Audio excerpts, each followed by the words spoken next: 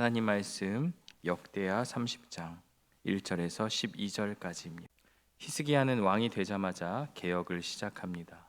아버지 아하스가 닫아놓았던 성전의 문을 열고 레위인들을 동원해서 16일간 성전을 정결하게 합니다. 단순히 건물을 청소하고 깨끗하게 하였다 정도가 아니라 여기에는 영적인 의미가 있는데요. 무너진 하나님과의 관계를 회복하는 것이 바로 유다가 회복해야 될 진정한 마음의 개혁이라는 것을 알고 그것을 행하였던 것이에요. 히스기야의 개혁은 유다 왕국 내의 어떤 그 예배의 개혁만을 그치지 않았어요. 수백 년간 정치적으로 영적으로 북이스라엘과 단절되어 있었기 때문에 그들을 포함한 온 이스라엘 향해 유월절을 지키자는 초청장을 보내게 되는 것이죠. 물론 지금 북이스라엘의 상황이 좋지 않습니다. 아수르의 어떤 진노와 아수르의 어떤 핍박으로 인해서 지금 북이스라엘은 고통과 멸망의 길을 걸어가고 있는 그 순간 히스기야의 마음속에서는 유다만이 아니라 온 이스라엘, 바로 솔로몬과 다윗 시대에 있었던 그 영광을 재현하기 위한 그러한 개혁으로 이어졌던 것입니다. 성전을 정결하게 하였기에 이제 히스기야는 다음 단계로 나아가는데요. 1절을 보면 히스기야가 온 이스라엘과 유다의 사람을 보내고 또 에브라임과 므낫세의 편지를 보내어 예루살렘 여호와의 전에 와서 이스라엘 하나님 여호와를 위하여 유월절을 지키라 하니라. 온 이스라엘과 유다의 사람을 보냈다고 그렇게 기록하고 있어요. 중요한 건 이스라엘이죠. 특히 북왕국의 중심 지파인 에브라임과 므낫세에게 편지를 보내고 있습니다. 지금까지 남유다 북이스라엘은 적대 관계였죠. 우리가 계속 역대하를 보면서 서로 싸우기도 하고 다투기도 하고 처음 갈라지는 그 순간부터 북이스라엘은 우상을 섬기기도 하고 잘못된 제사와 또 이방 나라와의 결탁으로 인해서 유다와 계속해서 갈등 관계에 있었습니다. 하지만 히스기야는 정치적인 장벽과 어떤 역사적인 앙금을 넘어서 이스라엘의 하나님 여호와의 이름으로 초청하고 있습니다. 그의 비전, 그의 꿈이 무엇이냐? 유다가 회복되고 유다가 하나님께 나아가는 것을 넘어서 통일 왕국, 북이스라엘과 남유다가 하나가 되어서 잘 살겠다가 아니라 하나님과 함께하는 언약의 백성으로서의 회복을 갈망하고 그것을 꿈꿔왔던 것이라는 것을 이 1절의 말씀을 통해서 우리가 알 수 있게 됩니다. 그래서 2절에 보면 온 회중과 더불어서 방백들과 더불어서 둘째 달에 유월절을 지키려 하였다. 원래 유월절은 첫째 달에 지켜야 하죠. 그런데 왜 둘째 달에 지켰습니까? 그것은 바로 3절이 그것을 설명하고 있어요. 성결하게 한 제사장들이 부족했다. 이것을 섬기는 그 제사장들이 충분히 있어야 하지만 지금 그 인원이 부족하기 때문에 몇몇의 제사장들을 지금 훈련하는 것이죠. 그들을 성결하게 하여서 또 그 유월절 제사를 지내기 위해서 그들을 준비하게 하는 것이고 백성들도 모두가 다 예루살렘에 모이지 못했다라고 하는 것이죠. 그러나 이 결정은요 단순히 실용적인 선택이 아니라 신앙의 결단이라고 볼 수 있어요. 민수기 9장을 보면 시신을 접촉한 사람들은 부정해졌기 때문에 그 달에 지키지 못하고 한 달 뒤인 둘째 달에 유월절을 지키도록 허용했습니다. 그런데 히스기야는 개인을 위한 이 규정을 공동체 전체에 적용하는데요. 율법의 문자적인 적용이 중요한 게 아니에요. 그들이 다 준비가 되어지지 않았다면, 어떤 준비가 미흡했다면 무리하게 첫째 달에 율법을 따라 그것을 지키는 것이 아니라 율법의 정신을 우선하여서 공동체 전체의 연합과 율법의 본질을, 예배의 본질을 생각하며 한 달 미루어서 그 유월절을 지키려고 했던 것이죠. 그런데 이것은 왕의 자신만의 그 생각이 아니라는 것을 오늘 본문이 말하고 있죠. 방백들과 회중과 더불어서 의논하였고 4절에 보면 왕과 온 회중이 이 일을 좋게 여기고 공동체 전체가 합의된 하나님의 뜻 가운데서 바른 결정을 하고 그것을 밀고 나간 것이다라고 볼 수 있어요. 단순히 실용적으로 한 것이 아닌 신앙적인 결단이다라는 것을 우리가 기억해야 할 것입니다. 그래서 5절에 보면 드디어 왕이 명령을 내리죠. 브엘세바에서부터 단까지라고 하는 것은 온 이스라엘을 말하는 것입니다. 남쪽부터 북쪽까지 온 이스라엘이 일제히 예루살렘으로 와서 하나님 여호와의 유월절을 지키라 하니, 기록한 규례대로 오랫동안 지키지 못하였더라. 수세대 동안 특히 북이스라엘은 예배가 무너졌습니다. 예루살렘 중심의 예배를 완전히 저버렸고 그것이 타락의 원인이 되었는데요. 남유다 역시도 다르지 않았어요. 그들은 지킨다고 하지만 그 마음의 중심이 하나님을 떠나 있었고, 그래서 5절이 무엇을 말합니까? 기록한 규례대로 오랫동안 지키지 못했다. 단순히 형식만을 말하는 게 아니라 그 마음의 중심이 하나님을 떠나 있었다. 북이스라엘도 남유다도 하나님을 떠나 있었기 때문에 하나님께서는 그것을 지금 회복하라고 히스기야를 통해서 말씀하고 있는 거예요. 히스기야의 비전은 그의 계획과 결단 그리고 실행으로 이어졌는데요. 이제 보발꾼들, 그러니까 오늘날처럼 어떤 택배 이런 게 있는 게 아니기 때문에 걸어서 공문을 전하는 그런 자들을 보발꾼이라고 하는데, 이들을 통해서 이스라엘 전역에 전해지는 메시지가 있었어요. 단순히 절기에 참여하고 유월절을 지키자라는 행정적인 공고가 아니라 멸망 직전에 놓인 민족을 향한 절박한 회개의 촉구이자 돌이키는 자에게 모든 것을 회복시키겠다는 하나님의 약속이 담긴 은혜의 메시지가 그들을 통해서 이제 전해지는 것이죠. 6절과 7절이 그것을 말하고 있는데요. 6절을 보면 보발꾼들이 왕과 방백들의 편지를 받아가지고 왕의 명령을 따라 온 이스라엘과 유다에 두루다니며 전하니 일러스되, 이스라엘 자손들아, 너희는 아브라함과 이삭과 이스라엘의 하나님 여호와께로 돌아오라. 슈브죠. 돌아오라.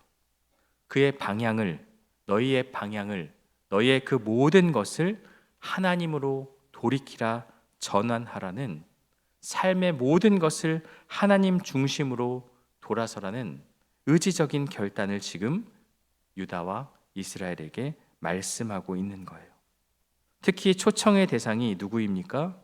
너희 남은 자 곧 아수르 왕의 손에서 벗어난 자에게로 돌아오시리라.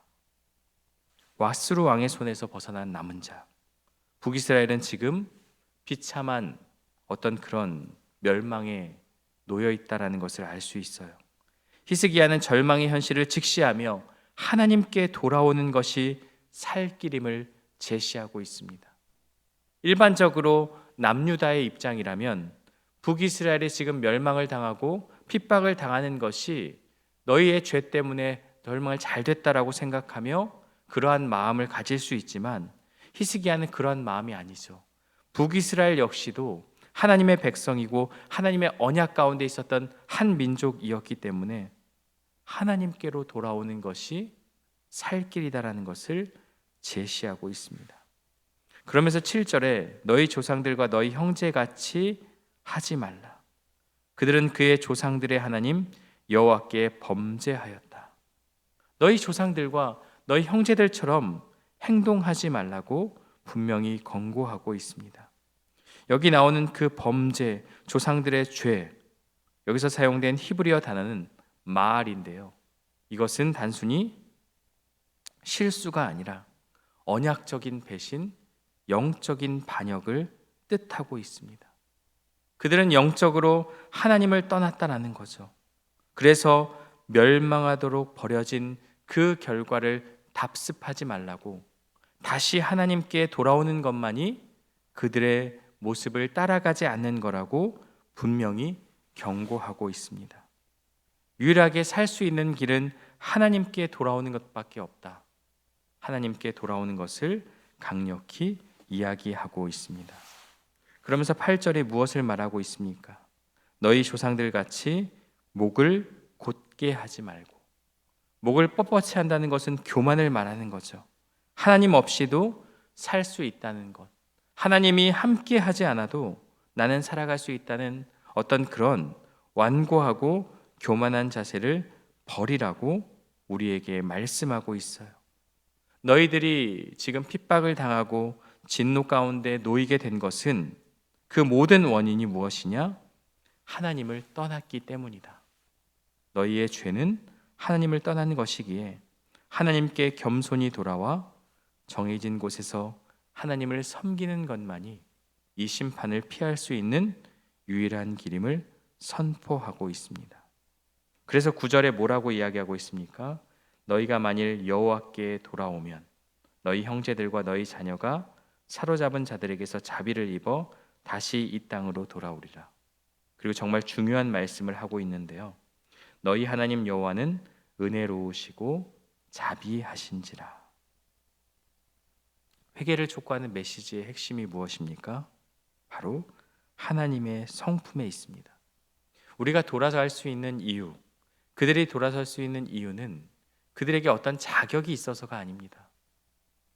그들은 심판받아 마땅하고 멸망받아 마땅한 존재입니다. 하지만 돌아갈 수 있는 그 원인과 이유가 무엇이냐? 하나님의 성품에 있다는 거예요. 은혜로우시고 자비로우신 하나님의 성품이 있기 때문에 그 성품을 의지하고 그 성품을 바라보며 돌아설 수 있다라는 거죠. 너희가 그에게로 돌아서면 그의 얼굴을 너희에게서 돌이키지 아니하시리라. 지금 이스라엘과 하나님과의 관계가 깨진 것은 무엇입니까? 하나님은 한 번도 이들을 떠나지 않았고 계속해서 쳐다보았지만 유다와 이스라엘이 하나님께 그 얼굴을 돌린 결과가 심판과 핍박이라는 것임을 우리에게 말씀하고 있습니다. 그러면서 이 약속은 절망에 빠진 모든 이들에게 위로와 확신을 주는 것이죠. 우리가 자격이 있어서가 아니라 우리의 어떤 그런 모습이 아니라 하나님의 은혜로우심과 자비로우심 때문에 우리가 돌아설 수 있고 그 돌아서게 되면 하나님은 외면치 않으시고 다시 회복시켜 주겠다는 약속이 오늘 말씀 가운데 기록되어 있는 것입니다. 은혜로운 초청에 대해 사람들은 어떻게 반응을 했을까요? 두 가지 엇갈린 반응이 있는데요. 10절을 보면 사람들이 그들을 조롱하며 비웃었더라. 북이스라엘의 반응은 조롱과 비웃음입니다. 왜 초청을 거부했을까요? 오랜 세월 굳어진 정치적인 적대감, 예루살렘 성전에 대한 불신, 그리고 교만한 마음 때문입니다. 그들은 하나님의 간절한 그러한 초청, 그리고 히스기야의 그 마음을 담은 진실을 외면하고 여전히 목을 뻣뻣이 하며 그 모든 것을 거부했는데요. 그러나 이러한 조롱 가운데서도 소망의 메시지가 담겨 있습니다. 11절을 보면 그러나 아셀과 므낫세와 스불론 중에서 몇 사람이 스스로 겸손한 마음으로 예루살렘에 이르렀다. 비록 소수지만 몇몇은 예루살렘으로 그 마음이 향했다라고 우리에게 말씀하고 있습니다. 역대기 저자는 그들이 보인 자세를 한 문장으로 요약하고 있어요. 스스로 겸손한 마음으로. 외적인 강요가 아니라 스스로가 돌이켜서 자발적으로 하나님께 나아갔다는 거예요. 그들의 마음이, 그들의 생각이 어떠한 강요에 의해서가 아니라 자신의 모습을 돌아보고 회개하며 겸손의 마음으로 하나님께 나아갔다는 것을 우리에게 강조하고 있습니다. 그러면서 12절에 하나님의 손이 또한 유다 사람들을 감동시키사 그들에게 왕과 방백들이 여호와의 말씀대로 전한 명령을 한 마음으로 준행하게 하셨더라. 북이스라엘은 그들의 마음이 굳어져서 그 마음을, 그 메시지를 거부하는 마음이 있었지만 유다 백성들은 어땠습니까? 하나님의 손이 유다 사람들을 감동시켰기에 히스기야의 진실된 이 메시지에 반응하고 그들이 한 마음으로 이 유월절을 지키며 나아갔다라고 오늘 말씀이 이야기하고 있습니다. 다수는 세상의 가치관과 교만에 사로잡혀서 초청을 조롱하고 비웃었으나 소수의 남은 자는 외적인 강요가 아니라 스스로 겸손한 마음으로 하나님께 나아왔고 유다 백성들 또한 하나님께서 감동시키심에 유월절을 지켰다라는 것이 오늘 말씀의 결론의 메시지입니다. 오늘 우리도 하나님의 초청, 하나님의 이 말씀에 어떻게 반응하고 있습니까? 돌아오라는 하나님의 은혜의 부르심 앞에 우리는 마치 마지못해 지켜야 할 율법의 짐으로 여기며 그것을 억지로 또 마지못해 그 모든 것들을 감당하고 있지는 않습니까? 오늘 우리에게 필요한 마음은 스스로 겸손한 마음으로 하나님께 나아가는 것입니다. 우리의 삶의 자리에서 하나님과의 관계를 가로막는 것들이 무엇이 있습니까? 그 세상적인 것들, 그 모든 것들을 하나님께서는 버리시라고 말씀하며 그것을 스스로 겸손한 마음으로 우리 스스로가 말씀에 비추어 결단하고 하나님께 방향을 돌리기를 원하고 있다라는 거죠.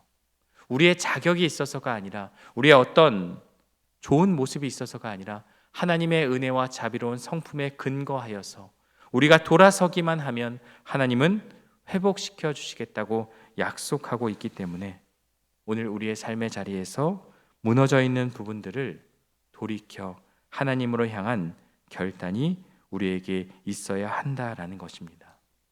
참된 회개는 내가 이쯤 했으니, 이 정도 했으니, 내가 남들 보기에 이만큼 했으니 어떤 그런 형식적인 결단이 아니라 나의 연약함과 죄를 인정하고 우리의 마음 깊은 곳에서 돌이키는 겸손의 결단이 참된 회개다라는 것을 우리에게 말씀하고 있습니다.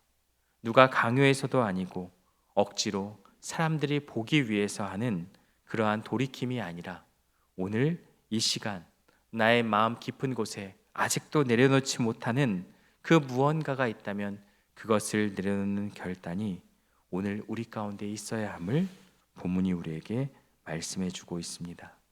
또 한 가지 우리가 기억해야 할 것은 유다 백성들이 하나님께 돌아올 수 있었던 것은 하나님의 손이 그들 가운데 있었기 때문입니다.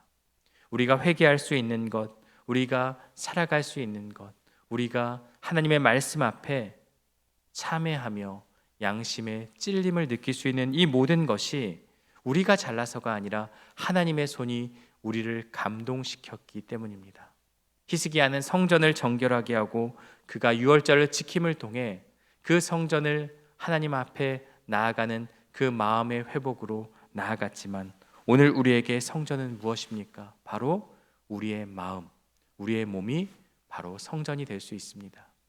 히스기야가 정결하게 행하고 그 모든 개혁을 이루었던 것처럼 우리의 마음 깊은 곳에서 하나님을 향한 의지적인 결단을 통해 우리의 마음과 몸을 깨끗하게 하고 그것을 통해 영적인 개혁이 우리에게도 있기를 간절히 원합니다. 하나님이 기뻐하시고 원하시는 그 모든 것들은 하나님의 손이 역사할 때 가능함을 기억하고 겸손히 하나님의 도우심을 구하며 우리의 마음 깊은 곳에 있는 그 더러운 것들을 하나하나 고백하며 나아가는 저와 여러분들 되시기를 주님의 이름으로 축원합니다. 함께 기도하겠습니다. 하나님 아버지, 오늘 히스기야의 개혁을 통해서 우리의 마음을 돌아보게 됩니다. 온 유다와 이스라엘 백성들이 하나님의 마음을 떠나 거짓된 모습으로, 목이 뻣뻣한 모습으로 하나님의 마음을 아프게 한 것을 기억하게 하여 주시고 오늘 우리가 있는 자리에서도 의지적인 결단과 스스로 겸손하게 하는 참회의 모습이 있게 하여 주옵소서. 하나님과 우리 사이를 가로막는 그 무언가가 있다면 내려놓게 하여 주시고 우리의 손에 그 두 가지를 다 붙잡고 움켜쥐는 신앙이 아니라 하나님을 붙잡고 세상의 것들을 내려놓는 결단이 우리 안에 있게 하여 주옵소서.